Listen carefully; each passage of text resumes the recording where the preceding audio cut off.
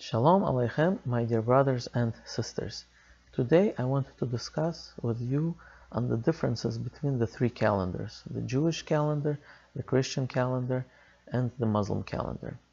Now the intent of this video is not to tell you which calendar is better, but I merely want to tell you what the differences are between the three calendars. So there are three observable phenomena in this world which we can observe.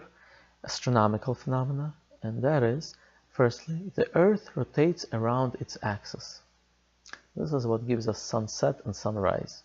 That's the first phenomena. The second phenomena is the Moon rotating around the Earth, and therefore the Moon changes its position every day, and after exactly 29.5 days, the Moon comes back to the spot where it was previously. So this is the second phenomenon. The third phenomenon is the Earth rotating around the Sun, which takes around 365 days and the fourth of a day. So the Christian calendar takes into account the first phenomena. Obviously, that's why they have a day that is 24 hours, which is how long it takes for the Earth to go to spin around its axis. They also take into account the third phenomena, which is the Earth rotating around the Sun, which takes around 365 days. That's why their year is 365 days exactly, and then every 4 years they add one day, which is a leap year, to compensate that 1/4 that's extra, in the Earth rotating around the Sun. However, they do not consider the second phenomena, which is the Moon. And that's why all they do is they take the full year, 365, and they split it into 12 equal months. Now those 12 equal months have nothing really to do with the Moon itself. Therefore, for example, if you go outside on the 1st of January or the 1st of March and you look at the Moon is not going to be the same as it was, let's say, on the 1st of the previous month. Not necessarily, because it might not even be a new moon. It might be a full moon, because they don't take into account the second phenomena. Now the way the Muslim calendar works is that they take into account the first phenomena, which is the Earth's rotation around the axis, and that's why their day begins at sunset. And they take into account the second phenomenon, the Moon. That's why their months last around 29.5 days, depending on when the sightings of the Moon were. However, they do not take into account the third phenomena, which is the Earth rotating around the Sun. And the way their calendar works is that they have a month, which is almost 30 days roughly, right? And they take this month and multiply it by 12, and this is how they get their year. And therefore their holidays sometimes can end up in the summer, sometimes in the winter, sometimes in the spring. Why? Because the 12 months the 12 lunar months are a little bit shorter than the solar year, about 10 days shorter. And now the Jewish calendar, the way it works is that the Jewish calendar actually takes all three into account. So the first one is that the Earth rotating around its axis, this is what gives us an indication when the day starts. So in Judaism, the day begins with sunset, or with darkness outside, right? With sunset. So this is when the day starts. So this is how we take into account the Earth rotation around its axis. Now the second phenomenon, the Moon rotating around the Earth, this is how our months are calculated. So that's why our month is about 29.5 days, and every time there's a new, let's say, new month in the Jewish calendar, let's say the 1st of Sivan or the 1st of Nisan, if you go to outside, you will probably see a new moon. Now the way the year works is this is where the Jewish calendar takes into account the third phenomena, which is the Earth's rotating around the Sun. And how does that work? Is that if you take the full lunar year, which is 12 months of lunar months, right? You end up with about 355 days, which is about 10 days shorter than the solar year, 365. So the lunar year is about 355. And by the way, one interesting note I want to mention is that Hebrew is a holy language. You know, we believe Hebrew was given from God to Adam.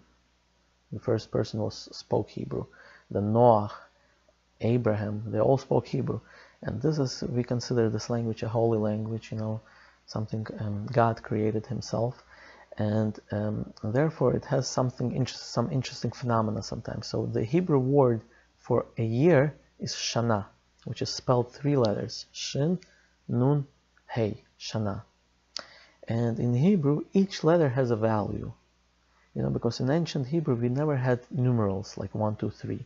We used letters to say talk about numbers. So Aleph is 1, Bet is 2, Gimel is 3. There was no such thing as numerals that, you know, the world uses today. So in Hebrew, each letter has a number. So if you take that word Shana, which is a year, and you count the numbers that are represented by these 3 letters, the number that comes up is 355. So the exact number of lunar days in a year. That's just interesting to note. But anyways, so if we were to take just those 355, then we would have a problem. And the problem is proven from the Torah. What's the problem? Because the Torah tells us that the holiday of Passover has to be in the spring. And that's mentioned explicitly in the Torah in Deuteronomy chapter 16, verse 1. That the holiday of Passover has to be in the spring, and we have to celebrate this holiday every year.